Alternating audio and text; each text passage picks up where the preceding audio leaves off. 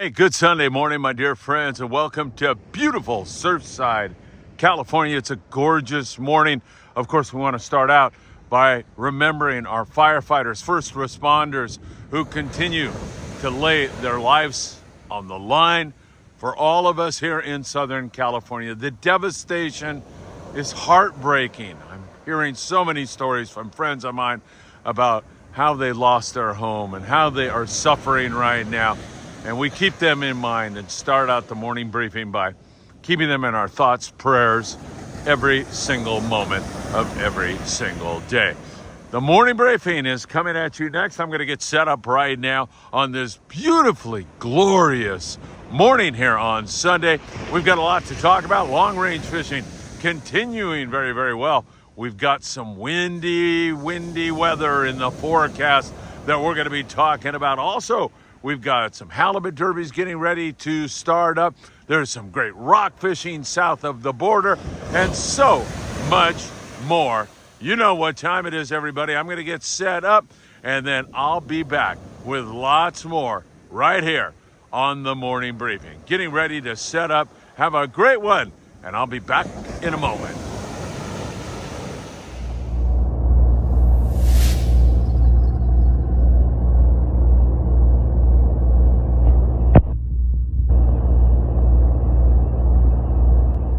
This Sandbass is barely legal and it is on the money, but I'm going to let it live a long life, and a catch release of this Sandbass is dedicated to Friedman Adventures. Krill is a Norwegian word that really means whale food, and whales love to eat it. But today, we're going to feed krill to humans and see how they like it. Really doesn't have, it tastes familiar. Is it good? It's not bad at all. Pretty good. We have the candle in case it makes it taste better. Tastes like sardine to me, same kind of flavor as a sardine. Got a little crab taste in it. Yeah, it does have a crab taste. Kind of crappy, but... All right, I'm happy to report that everyone survived eating the krill, and it's supposed to be good for you to boot. Michael and Mitchell actually went in for seconds. The albacore biting the Catalina, Frank. I'm going to miss this, Paisano. I wish I were going now. Whoop. Whoop. Whoop. You guys ought to hire Scott Butchert. Have a good trip, everybody. Lobster tails up. Have fun, boys.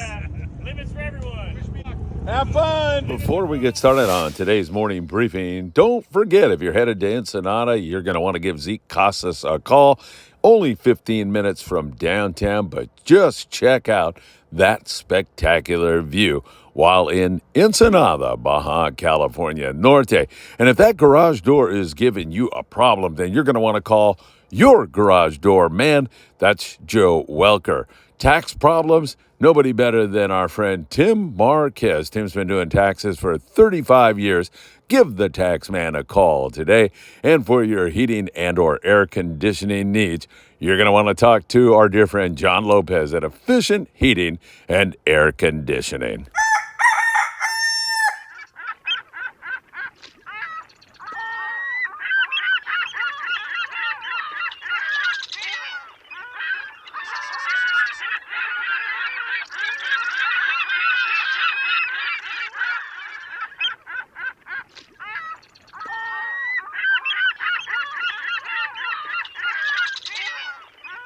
Hey, good morning, my dear friends, and welcome to beautiful Surfside, California. It's a gorgeous morning.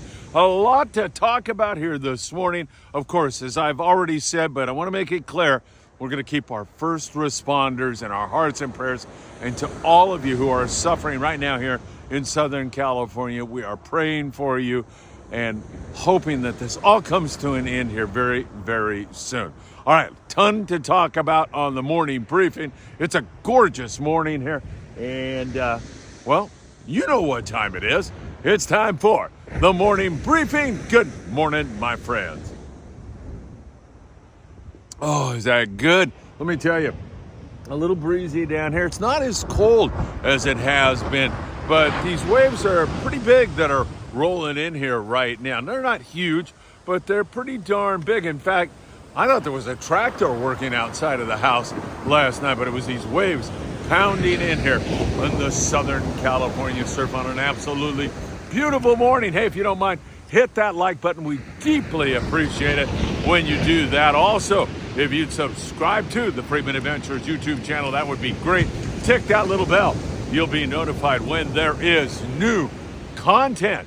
And of course, you can follow us over there on Facebook, on Instagram, on TikTok, at least for a little bit longer. Not sounding too good, as oral arguments were heard in the Supreme Court about TikTok here in the United States of America. It sounds like that ban might go in effect on the 19th. But for now, TikTok, Apple Podcast, and Spotify. Really great to be with you all. Thank you so much for making time in your busy Sunday morning to spend some time with us here at Friedman Adventures, as we deeply appreciate all that you do for us.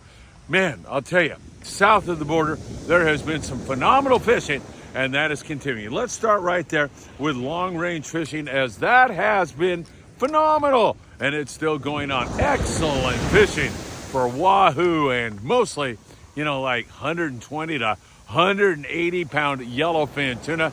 That has been biting full speed here recently, and several boats are in on it. I don't want to leave anybody out because everybody down there is doing really, really well. But the XL has been doing fantastic. The Royal Polaris, the Independence, the Red Rooster 3, to name a few of the boys down there who have been putting the wood to the yellowfin tuna. And also had some excellent wahoo fishing. The Royal Polaris has had great wahoo fishing, and all the guys have been in on it. They've had a little weather issue here the last 24 plus hours. The weather's been up a little bit, but that fish has been biting full speed. In fact, on the Independence yesterday, they were picking away at the yellowfin tuna all morning long until Chef Ed, God, does he put out some meals on the Independence.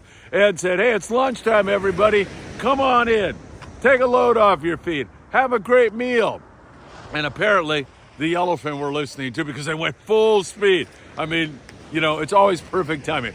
Right when the food gets served, the fish bite wide open, leaving you with a little bit of a dilemma that you'll have to make a choice regarding food or yellowfin tuna. So some guys go in there and, scoff it down as quick as they can. And other guys say, screw it, man, I'm going fishing.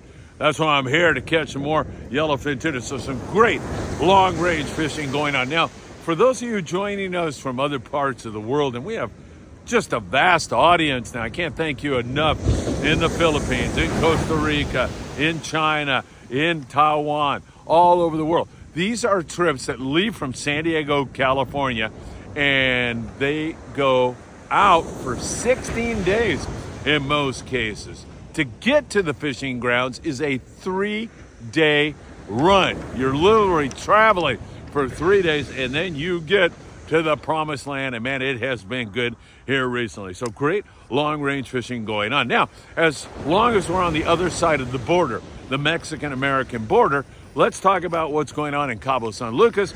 We continue to see some pretty good yellowfin tuna fishing. Sometimes it's little fish, like, I want to call them 18 to 25 pound yellowfin tuna. And then every once in a while, you'll get a really big fish thrown in there. Also, there's a few striped marlin. There's even been a few blue marlin down there, black marlin, wandering around. And we see some wahoo and some dorado. Same thing around the area there in the La Paz region. We've seen some dorado up there in that neck of the woods. Kind of unusual, not highly unusual, but a little bit. And we also have seen some really excellent fishing in terms of yellowtail in Mulahay and Loreto. That bite's been really outstanding. Excellent fishing going on with regard to that. So we'll continue to monitor that for you very, very closely. Now, a little bit closer to home, and now I'm talking about 140 miles below the border in the San Quintin area. Not too, it's pretty chilly, actually. 58-degree water rolling up on my feet, maybe even chillier than that. Down there in San Quintin, 140 miles, there's been some really good yellowtail action going on. Excellent yellowtail fishing in most cases down there. And if they do bite or they don't bite, you still have a chance at some really great rock fishing. The rockfish bite there has been great, as it has been there in Ensenada and Punta Banda, which are very close, located very, very close. Baja Fishing, Diego Puentes. Man, check that out. Man, look at that lingcod sashimi display. Yum! They put a little feast together for you upon your return while they're cleaning all your fish.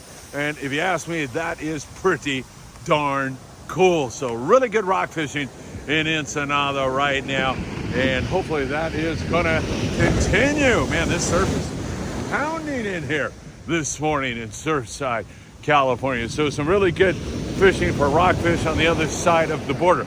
There are San Diego-based boats who will go out and hang a left, go into Mexican waters, and provide you with some excellent fishing in Mexican waters for rockfish. Some of the guys going down to Punta Culinary, they're starting to find a little bit of yellowtail down there. Now, just 20 miles to the south of that is where you find San Quintin, and that's a pretty good yellow bite going on there. So look out. Culinary should produce. Yo-yo iron is a great way to make that happen. It works really, really well. Glorious sunrise here in Surfside in Southern California this morning. So again, San Diego-based boats, if that's how you prefer to get down and fish rockfish, you can do that. All right, jumping up on this side of the border, Catalina Island still getting looked at on a regular basis by the El Patron out of Long Beach Sport Fishing. They've been doing a great job there on the El Patron. No fuel surcharge, a special low price here in January, and limited loads. I don't know how you can beat it.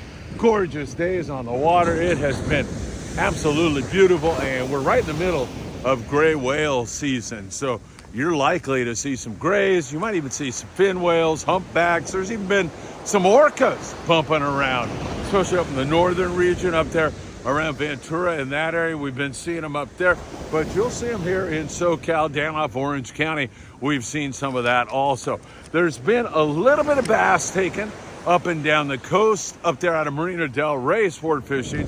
We've seen some bass taken. In fact, our very dear friend Nick Ramirez, he is such an outstanding human being, a great guy, a great outdoorsman who loves not only fishing but hiking, just getting out into the outdoors. Nick released a Sandbass, and perhaps you saw that at the very beginning, in honor of Friedman Adventures. And Nick, that means the world to us. A sportsman, a conservationist, and a truly great guy. Nick Ramirez, thank you so very much, my friend. He was out on the Spitfire out of Marina del Rey sport fishing, filmed some dramatic footage of the smoke in the background from these horrendous fires here in Southern California.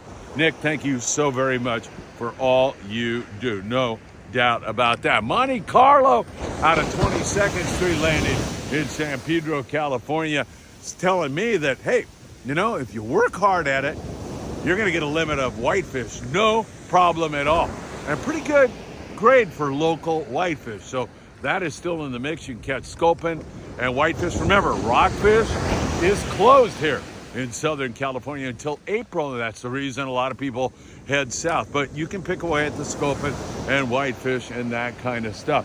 Back to Catalina Island also on the El Patron. They are running Fridays, Saturdays, and Sundays out of Long Beach Sport Fishing. That is www.longbeachsportfishing.org to get on the El Patron. So up and down the coast, we're catching a little bit of fish. Now, one thing that is popping up, and that is this talk about no take on Sandbass that could be in our future. Sounds like it might be in our future.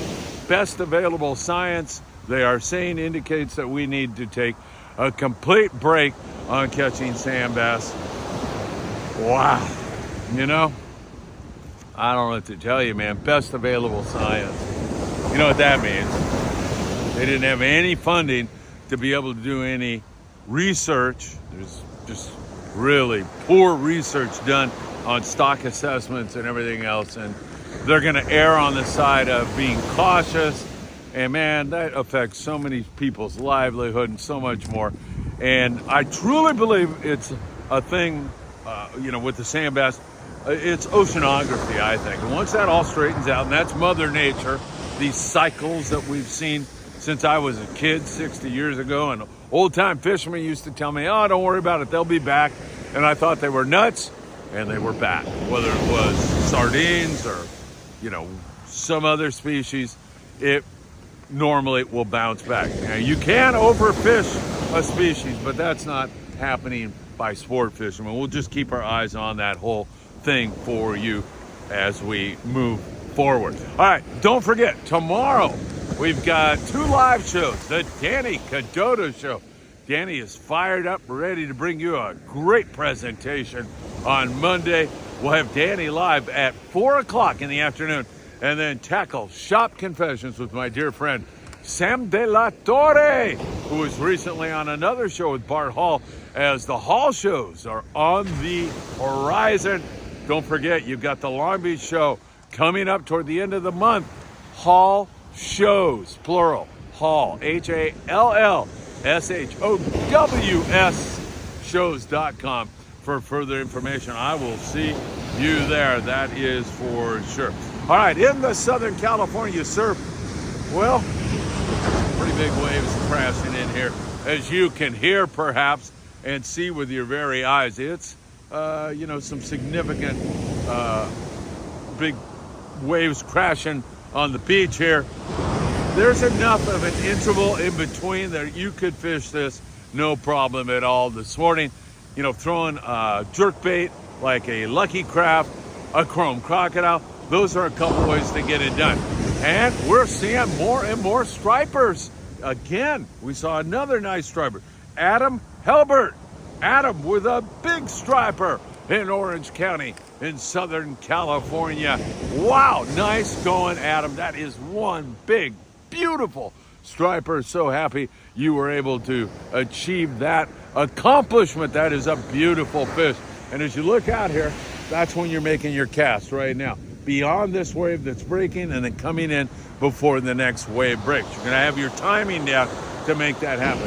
Fishing bait here today, you can fish in here, but it's gonna be a little difficult, no question about it. Big fish bait tackle right down there on the corner of Seal Beach Boulevard and Pacific Coast Highway. They are awaiting you right now, and they have all the bait you'll need, all the tackle you'll need, and they give away a free custom surf fishing rod every single month. All you have to do is go in there and buy your ruler.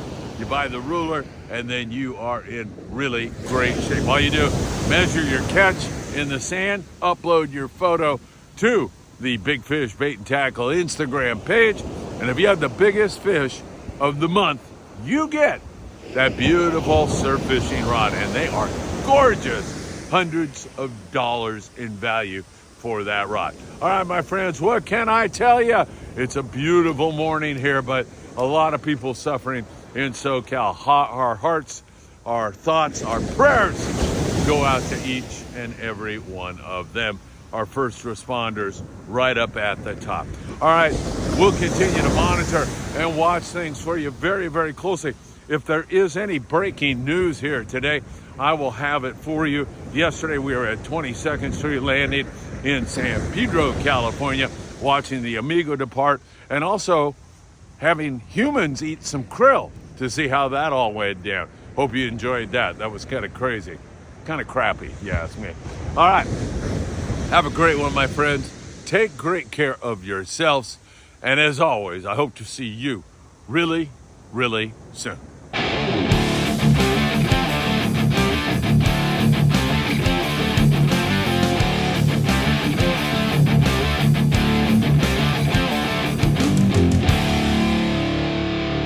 Alan Rushing and his lovely family went to Mr. Yan's knife shop in Taiwan.